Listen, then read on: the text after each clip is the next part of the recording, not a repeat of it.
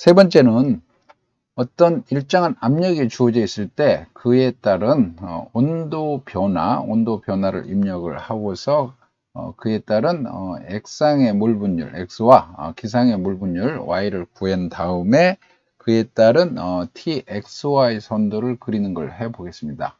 맨 먼저 필요한 거는 주어진 압력이 있을 때 그에 따라서 성분 1과 2에 따른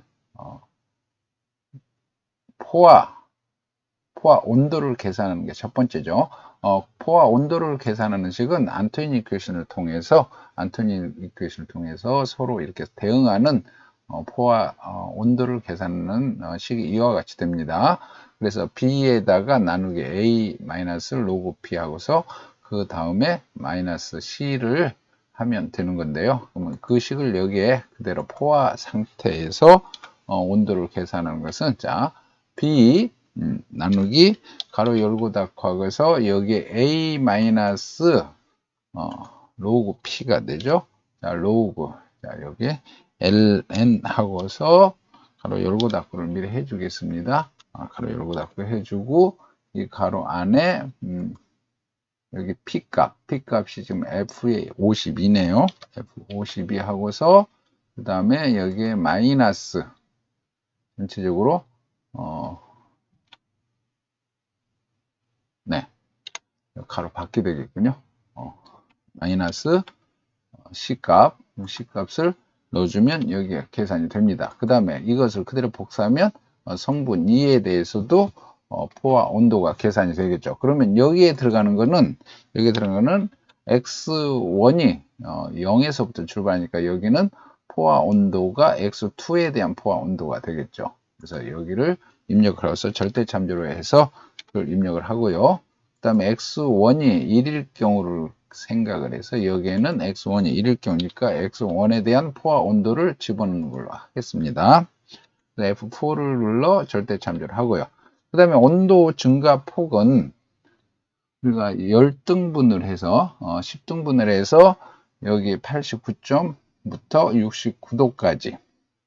69도까지 10등분을 해서 간다고 했을 경우에 이렇게 계산을 되었죠. 바로 위에 여기에다가 플러스 이 사이를 10등분을 한 다음에 온도 사이를 10등분을 한 다음에 여기에 10등분 한 다음에 이것을 계속 더해 나가면 되는 거니까 여기는 이 값을 참조를 하고요.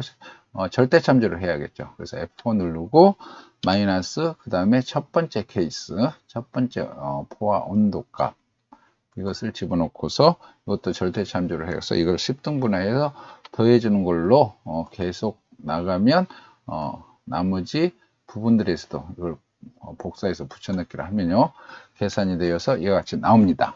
그 다음에 어떤 각각의 온도에 대해서 saturation 프레죠.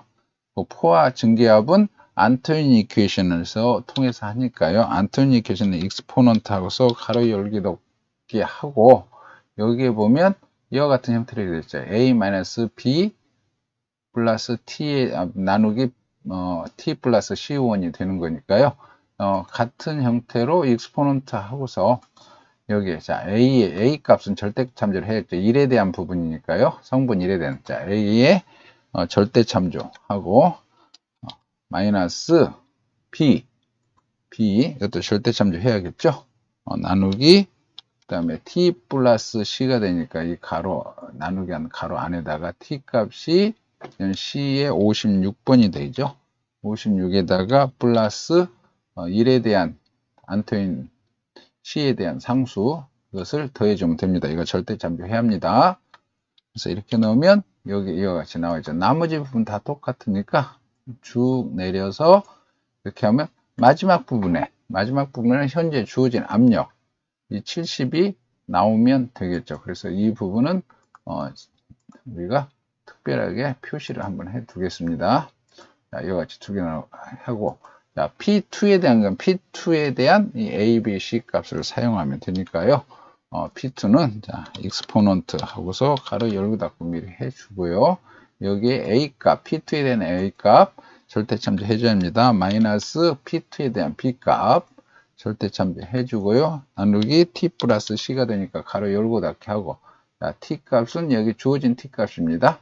주어진 t 값에다가 플러스 성분 2에 대한 c 값, 그래서 이것도 절대참조 해주고서 F4를 눌러주면 계산이 되겠죠. 그래서 여기도 주어진 첫 번째, 여기 주어진 압력에 대한 부분이 순수하게 있을 때 이 값이 70이 나오면 되는 겁니다.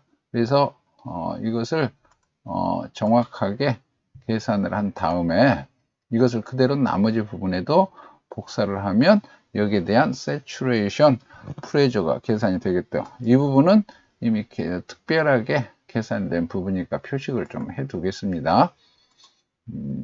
이와 같이 표식을 해두고, 그 다음에 자, x1, 즉 액상의 몰분율, 온도에 따라 온도 압력에 따른 액상의 몰분율은 우리가 여기서 식을 보면 이와 같은 형태로 있습니다. x1은 P에서 P2 saturation 나누기 P1 saturation 말고 P2 saturation으로 형태가 이루어지니까요. x1은 그대로, 우리가 P 값은 원래 주어진 여기 이 P 값입니다. 그러니까 원에 대한 부분이니까 원에 대한 부분 이거 절대참조를 해줘야겠죠.